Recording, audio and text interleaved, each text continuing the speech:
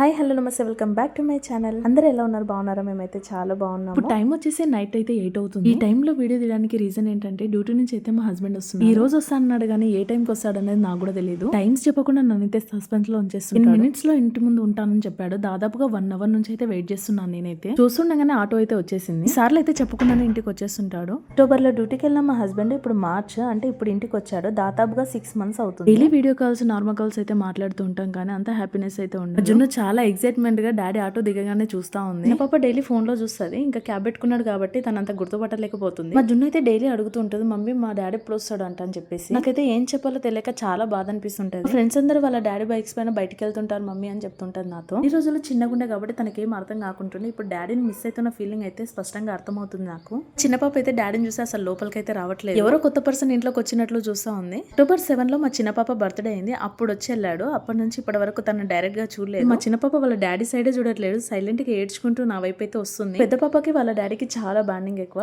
పంజాబ్ లో 3 years ఉన్నాం కదా, ఫాస్ట్ గా తినేసి డాడీతో ఆడుకుంటా మమ్మీ అని నాతో చెప్తాను. హస్బెండ్ జాబ్ వచ్చేసి లడక్ లో ఫ్లైట్ ఎక్కితే డైరెక్ట్ వెంబడెంబడే అన్ని దొరికేసాయంట. అందుకే తొందరగా వచ్చానని చెప్తున్నాడు. పండగ రోజు అందరూ ఎంత హ్యాపీగా ఉంటారో మా హస్బెండ్ ఇంటికి వస్తే అంత హ్యాపీగా ఉంటది మాకైతే. శాంక్షన్ అవ్వడమే ఆలస్యము. ఎప్పుడెప్పుడు ఇంటికి వెళ్ళాలి, ఇంట్లో వాళ్ళని ఎప్పుడు చూడాలని అందరూ అనుకుంటూ ఉంటారు. హస్బెండ్ ఉన్న లొకేషన్ కి ఈ లొకేషన్ కి చాలా డిఫరెన్స్ ఉందని చెప్తున్నాడు. హస్బెండ్ ఉండే లొకేషన్ వచ్చేసి -30 degrees, మొత్తం మంచిగా ఉంటుంది. ఢిల్లీ తర్వాత ఇక్కడ మొత్తం ఎండలే ఉన్నాయని చెప్తున్నాడు. దానికి మా హస్బెండ్ అయితే ఇంటికి వచ్చేసాడు. మేమైతే చాలా హ్యాపీగా ఉన్నాము. మీరు కూడా మీ ఇంట్లో వారు ఆర్మీలో ఉంటే ఇలాగే ఫీల్ అవుతుంటారా? నాకు కామెంట్ చేయండి. Thank you for watching.